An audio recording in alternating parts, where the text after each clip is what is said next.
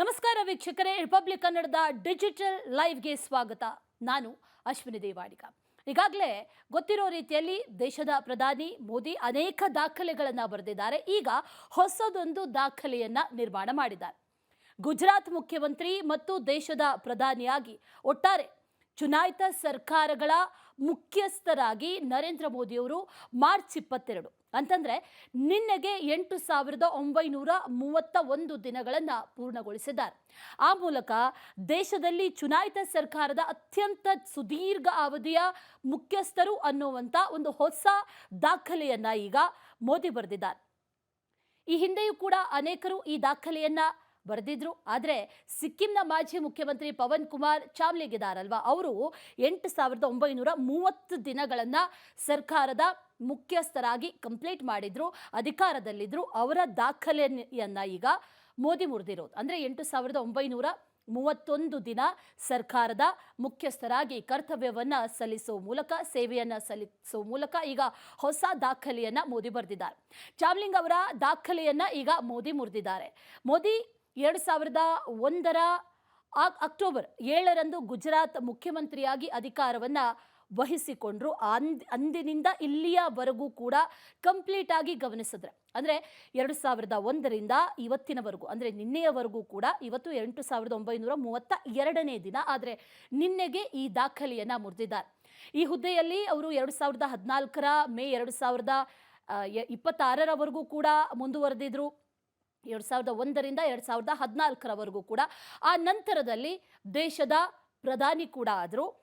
CM ಆದಾಗಿನಿಂದ ಇವತ್ತಿನವರೆಗೂ ಕೂಡ ಒಂದು ದಿನವೂ ಕೂಡ ಅಧಿಕಾರದಿಂದ ದೂರ ಉಳಿದಿಲ್ಲ. ಜೊತೆಗೆ ಒಂದೇ ಒಂದು ದಿನ ಕೂಡ ರಜಾ ಕೂಡ ತಗೊಂಡಿಲ್ಲ ಅನ್ನುವಂಥದ್ದು ಬಹಳ ವಿಶೇಷ. ಇಷ್ಟೇ ಅಲ್ಲ, ಮೋದಿ ಇನ್ನಿತರ ಹಲವು ದಾಖಲೆಗಳನ್ನು ಕೂಡ ಈಗಾಗಲೇ ಬರೆದಿದ್ರು. ಅದು ಕೂಡ ನಿಮಗೆ ಗೊತ್ತಿರಬಹುದು. ಅದರ ಜೊತೆಯಲ್ಲಿ ಈಗ ಹೊಸತೊಂದು ದಾಖಲೆ. ಈ ಹಿಂದೆ ಬರೆದಂಥ ದಾಖಲೆಗಳು ಯಾವ್ದ್ಯಾವುದು ಅನ್ನೋದನ್ನು ಗಮನಿಸಿದ್ರೆ, ಡಿಜಿಟಲ್ ಪ್ಲಾಟ್ಫಾರ್ಮ್ಸಲ್ಲಿ ಅನೇಕ ದಾಖಲೆಗಳಿದೆ. ಆದರೆ ತಮ್ಮ ವೃತ್ತಿ ಜೀವನದಲ್ಲಿ ಪ್ರಧಾನಿ ಮೋದಿಯವರು ಹಲವಾರು ಗಮನಾರ್ಹ ದಾಖಲೆಗಳನ್ನು ಈಗಾಗಲೇ ಮಾಡಿದ್ದಾರೆ. ಅದರಲ್ಲಿ ಒಂದೊಂದಾಗಿ ಗಮನಿಸ್ತಾ ಹೋಗೋದಾದರೆ, ಮೊದಲನೆಯದಾಗಿ ಗುಜರಾತ್ನ ಅತಿ ದೀರ್ಘಕಾಲದ ಮುಖ್ಯಮಂತ್ರಿ ಅನ್ನುವಂಥದ್ದು ಮೊದಲನೇ ದಾಖಲೆ. ಆದರೆ ಎರಡನೇ ದಾಖಲೆ, ಮುಖ್ಯಮಂತ್ರಿಯಾಗಿ ದೀರ್ಘಾವಧಿ ಅನುಭವ ಹೊಂದಿರುವಂಥ ಪ್ರಧಾನಿ ಅನ್ನುವಂಥ ಹೆಗ್ಗಳಿಕೆಗೂ ಕೂಡ ಈಗ ಪಾತ್ರರಾಗಿದ್ರು. ಅದು ಎರಡನೇ ದಾಖಲೆ. ಅದರ ಜೊತೆಯಲ್ಲಿ ಸ್ವಾತಂತ್ರ್ಯೋತ್ತರ ಭಾರತದಲ್ಲಿ ಜನಿಸಿದಂಥ ಮೊದಲ ಪ್ರಧಾನಿ ಅನ್ನುವಂಥ ದಾಖಲೆಯೂ ಕೂಡ ಈಗಾಗಲೇ ಮೋದಿ ಗರಿ ಸೇರಿದೆ. ಅದರ ಜೊತೆಗೆ ನಾಲ್ಕನೇ ದಾಖಲೆ ಏನಪ್ಪ ಅಂತಂದರೆ, ಸತತವಾಗಿ 3 ಲೋಕಸಭಾ ಚುನಾವಣೆಗಳಲ್ಲಿ ಗೆದ್ದಂಥ ಪ್ರಧಾನಿ ಅಭ್ಯರ್ಥಿ ಅನ್ನುವಂಥ ದಾಖಲೆ ಕೂಡ ಈಗಾಗಲೇ ಮೋದಿ ತಮ್ಮ ಮುಡಿಗೇರಿಸಿಕೊಂಡಿದ್ದಾರೆ. ಇದಷ್ಟೇ ಅಲ್ಲ, 5ನೇ ದಾಖಲೆ ಏನಪ್ಪ ಅಂತಂದರೆ, ಲೋಕಸಭೆಯಲ್ಲಿ ಪೂರ್ಣ ಬಹುಮತವನ್ನು ಪಡೆದಂಥ ಮೊದಲ ಕಾಂಗ್ರೆಸ್ಸೇತರ ನಾಯಕ ಅನ್ನುವಂಥ ದಾಖಲೆ ಕೂಡ ಈಗ ಮೋದಿ ಈಗಾಗಲೇ ಬರೆದಿರುವಂಥದ್ದು. ಅದರ ಜೊತೆಗೆ 6ನೇ ದಾಖಲೆ ಏನಪ್ಪ ಅಂತಂದರೆ, 2 ಪೂರ್ಣ ಅವಧಿಗಳನ್ನು ಪೂರ್ಣಗೊಳಿಸಿದಂಥ ಮತ್ತು ಸತತ 3ನೇ ಅವಧಿಗೆ ಮರಳಿ ಅಧಿಕಾರಕ್ಕೆ ಬಂದಂಥ ಮೊದಲ ಕಾಂಗ್ರೆಸ್ಸೇತರ ಪ್ರಧಾನಿ ಅನ್ನುವಂಥ ದಾಖಲೆಗಳು ಕೂಡ ಈಗಾಗಲೇ ಇವರ ಗರಿಗೆ ಸೇರ್ತಾ ಇದೆ. ಇನ್ನು ಈ ವರ್ಷದ ಆರಂಭದಲ್ಲೇ ಗಮನಿಸಿರ್ಬೋದು, ಡಿಜಿಟಲ್ ಪ್ಲಾಟ್ಫಾರ್ಮ್ಗಳಲ್ಲಿ ಬೇರೆ ಬೇರೆ ರೆಕಾರ್ಡ್ಸ್ಗಳನ್ನು, ಬೇರೆ ಮೈಲುಗಲ್ಲುಗಳನ್ನು ಕೂಡ ತಲುಪಿದ್ರು. ಅದು ಗೊತ್ತಿರುವಂಥ ವಿಚಾರ. ಜೊತೆಗೆ ಈ ಯೂಟ್ಯೂಬ್ನಲ್ಲಿ ಅವರ ಚಾನೆಲ್ನಲ್ಲಿ 3 ಕೋಟಿ ಚಂದಾದಾರರು ಇರೋ ಮೂಲಕ ಅದು ಒಂದು ದಾಖಲೆ. ಆದರೆ ಮತ್ತೊಂದು, ಇನ್ಸ್ಟಾಗ್ರಾಮ್ನಲ್ಲಿ ಅತಿ ಹೆಚ್ಚು ಹಿಂಬಾಲಕರನ್ನು, ಫಾಲೋವರ್ಸನ್ನು, ಅಂದರೆ 1 ಕೋಟಿ ಹಿಂಬಾಲಕರನ್ನು ಪಡೆಯೋ ಮೂಲಕ ಜಾಗತಿಕವಾಗಿ ಅತ್ಯಂತ ಪ್ರಭಾವಿ ನಾಯಕ ಅನ್ನುವಂಥದ್ದನ್ನು ಕೂಡ ಈಗಾಗಲೇ ಅವರು ದಾಖಲೆಯನ್ನು ಬರೆದಿರೋದು.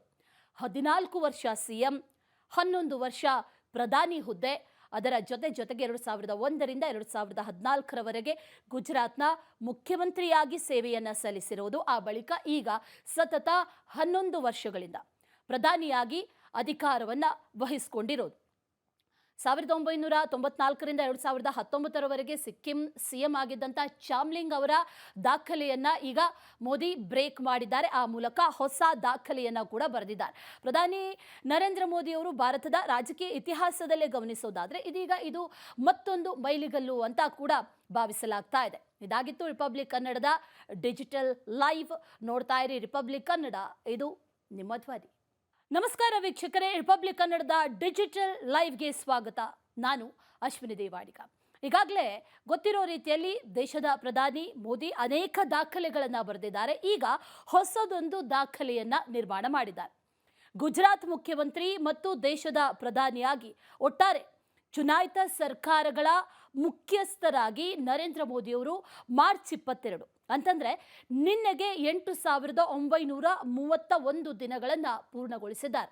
ಆ ಮೂಲಕ ದೇಶದಲ್ಲಿ ಚುನಾಯಿತ ಸರ್ಕಾರದ ಅತ್ಯಂತ ಸುದೀರ್ಘ ಅವಧಿಯ ಮುಖ್ಯಸ್ಥರು ಅನ್ನುವಂಥ ಒಂದು ಹೊಸ ದಾಖಲೆಯನ್ನ ಈಗ ಮೋದಿ ಬರೆದಿದ್ದಾರೆ.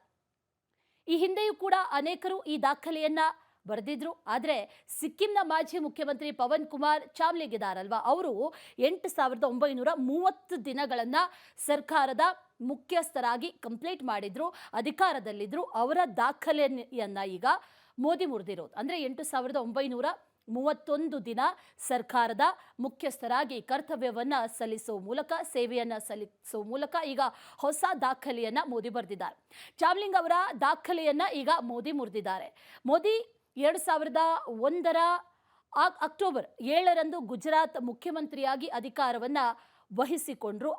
ಅಂದಿನಿಂದ ಇಲ್ಲಿಯವರೆಗೂ ಕೂಡ ಕಂಪ್ಲೀಟ್ ಆಗಿ ಗಮನಿಸಿದ್ರೆ, ಅಂದರೆ 2001ರಿಂದ ಇವತ್ತಿನವರೆಗೂ, ಅಂದರೆ ನಿನ್ನೆಯವರೆಗೂ ಕೂಡ, ಇವತ್ತು 8,932ನೇ ದಿನ, ಆದರೆ ನಿನ್ನೆಗೆ ಈ ದಾಖಲೆಯನ್ನ ಮುರಿದಿದ್ದಾರೆ. ಈ ಹುದ್ದೆಯಲ್ಲಿ ಅವರು 2014ರ ಮೇ 2026ರವರೆಗೂ ಕೂಡ ಮುಂದುವರೆದಿದ್ರು. 2001ರಿಂದ 2014ರವರೆಗೂ ಕೂಡ. ಆ ನಂತರದಲ್ಲಿ ದೇಶದ ಪ್ರಧಾನಿ ಕೂಡ ಆದರು. CM ಆದಾಗಿನಿಂದ ಇವತ್ತಿನವರೆಗೂ ಕೂಡ ಒಂದು ದಿನವೂ ಕೂಡ ಅಧಿಕಾರದಿಂದ ದೂರ ಉಳಿದಿಲ್ಲ.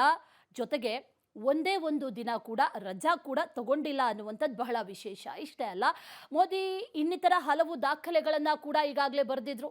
ಅದು ಕೂಡ ನಿಮಗೆ ಗೊತ್ತಿರಬಹುದು. ಅದರ ಜೊತೆಯಲ್ಲಿ ಈಗ ಹೊಸತೊಂದು ದಾಖಲೆ.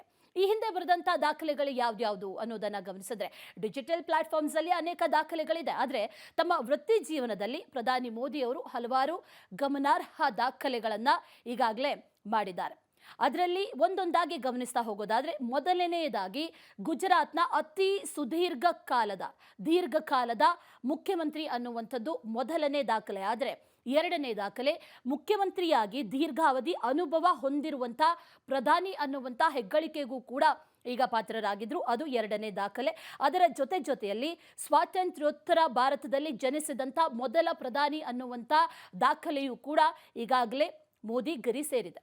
ಅದರ ಜೊತೆಗೆ ನಾಲ್ಕನೇ ದಾಖಲೆ ಏನಪ್ಪ ಅಂತಂದರೆ, ಸತತವಾಗಿ 3 ಲೋಕಸಭಾ ಚುನಾವಣೆಗಳಲ್ಲಿ ಗೆದ್ದಂಥ ಪ್ರಧಾನಿ ಅಭ್ಯರ್ಥಿ ಅನ್ನುವಂಥ ದಾಖಲೆ ಕೂಡ ಈಗಾಗಲೇ ಮೋದಿ ತಮ್ಮ ಮುಡಿಗೇರಿಸಿಕೊಂಡಿದ್ದಾರೆ. ಇದಷ್ಟೇ ಅಲ್ಲ, 5ನೇ ದಾಖಲೆ ಏನಪ್ಪ ಅಂತಂದರೆ, ಲೋಕಸಭೆಯಲ್ಲಿ ಪೂರ್ಣ ಬಹುಮತವನ್ನು ಪಡೆದಂಥ ಮೊದಲ ಕಾಂಗ್ರೆಸ್ಸೇತರ ನಾಯಕ ಅನ್ನುವಂಥ ದಾಖಲೆ ಕೂಡ ಈಗ ಮೋದಿ ಈಗಾಗಲೇ ಬರೆದಿರುವಂಥದ್ದು. ಅದರ ಜೊತೆಗೆ 6ನೇ ದಾಖಲೆ ಏನಪ್ಪ ಅಂತಂದರೆ, 2 ಪೂರ್ಣ ಅವಧಿಗಳನ್ನು ಪೂರ್ಣಗೊಳಿಸಿದಂಥ ಮತ್ತು ಸತತ 3ನೇ ಅವಧಿಗೆ ಮರಳಿ ಅಧಿಕಾರಕ್ಕೆ ಬಂದಂಥ ಮೊದಲ ಕಾಂಗ್ರೆಸ್ಸೇತರ ಪ್ರಧಾನಿ ಅನ್ನುವಂಥ ದಾಖಲೆಗಳು ಕೂಡ ಈಗಾಗಲೇ ಇವರ ಗರಿಗೆ ಸೇರ್ತಾ ಇದೆ. ಇನ್ನು ಈ ವರ್ಷದ ಆರಂಭದಲ್ಲೇ ಗಮನಿಸಿರ್ಬೋದು, ಡಿಜಿಟಲ್ ಪ್ಲಾಟ್ಫಾರ್ಮ್ಗಳಲ್ಲಿ ಬೇರೆ ಬೇರೆ ರೆಕಾರ್ಡ್ಸ್ಗಳನ್ನು, ಬೇರೆ ಬೇರೆ ಮೈಲುಗಲ್ಲುಗಳನ್ನು ಕೂಡ ತಲುಪಿದ್ರು. ಅದು ಗೊತ್ತಿರುವಂಥ ವಿಚಾರ. ಜೊತೆಗೆ ಈ ಯೂಟ್ಯೂಬ್ನಲ್ಲಿ ಅವರ ಚಾನೆಲ್ನಲ್ಲಿ 3 ಕೋಟಿ ಚಂದಾದಾರರು ಇರೋ ಮೂಲಕ ಅದು ಒಂದು ದಾಖಲೆ. ಆದರೆ ಮತ್ತೊಂದು, ಇನ್ಸ್ಟಾಗ್ರಾಮ್ನಲ್ಲಿ ಅತಿ ಹೆಚ್ಚು ಹಿಂಬಾಲಕರನ್ನು, ಫಾಲೋವರ್ಸನ್ನು, ಅಂದರೆ 1 ಕೋಟಿ ಹಿಂಬಾಲಕರನ್ನು ಪಡೆಯೋ ಮೂಲಕ ಜಾಗತಿಕವಾಗಿ ಅತ್ಯಂತ ಪ್ರಭಾವಿ ನಾಯಕ ಅನ್ನುವಂಥದ್ದನ್ನು ಕೂಡ ಈಗಾಗಲೇ ಅವರು ದಾಖಲೆಯನ್ನು ಬರೆದಿರೋದು.